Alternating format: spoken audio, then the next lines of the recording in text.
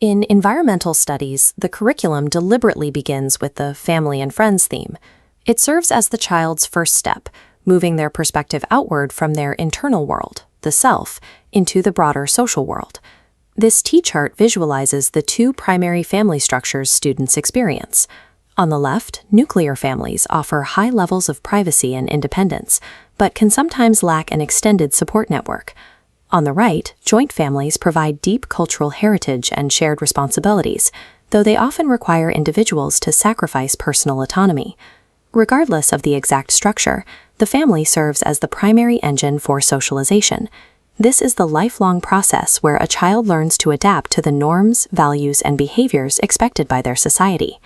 This three-pillar diagram maps frameworks behind socialization: Vygotsky's socio-cultural theory, Erikson's psychosocial stages, and Bronfenbrenner's ecological systems.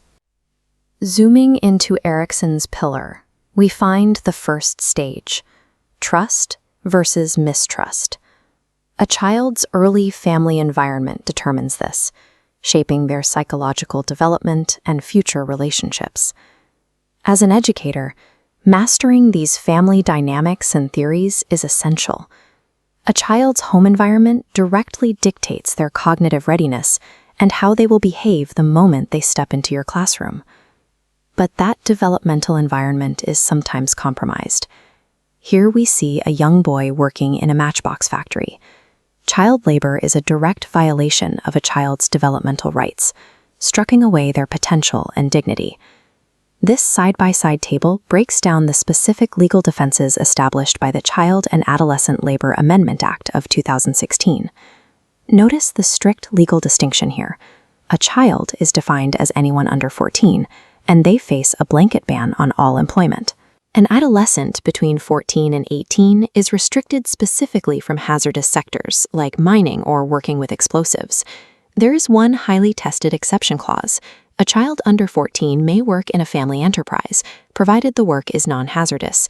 Crucially, this work is legally restricted to occur only after school hours or during vacations. This infographic outlines another major threat to the family unit: the dowry system, governed by the Dowry Prohibition Act of 1961.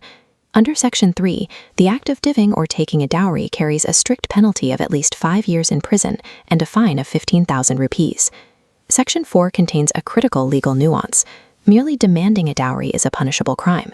That demand alone carries a sentence of 6 months to 2 years, even if no money or property ever actually exchanges hands. These legislative acts function as necessary societal defenses. They exist to preserve the integrity of the family unit and ensure that a child's socialization process is not derailed by exploitation. This shield diagram maps out the ultimate legal protection for a child's development: the Right to Education Act of 2009. Enacted under Article 21A, it guarantees free and compulsory elementary education. It enforces a 25% reservation for disadvantaged groups in private schools, and it strictly bans both capitation fees and physical punishment. Looking at this specific segment, the Act also bans screening procedures, meaning schools cannot interview children or parents for admission. Furthermore, it mandates age-appropriate admission. If a child drops out and returns to school, they must be placed in a class that matches their age, rather than their previous educational level. Let's apply this. Can a 13-year-old legally work in their family's shop during school hours? The answer is no. While labor laws allow family work, the RTE Act mandates school attendance. The labor exception only applies after the school day ends. Here we see the final, protected educational environment, where theory meets reality. Consider a final scenario. A 10-year-old girl from a marginalized joint family is admitted directly into Class 5 under the RTE Act. Because she missed earlier grades, she has learning gaps. To help her now, a teacher must apply Vygotsky's socio-cultural theory, utilizing peer interaction and careful scaffolding to bridge those gaps. Mastering EVS pedagogy requires seeing the entire ecosystem. Family structures build the initial foundation. Legal frameworks protect those boundaries. And you, the teacher, act as the ultimate facilitator of a child's legal right to develop and learn.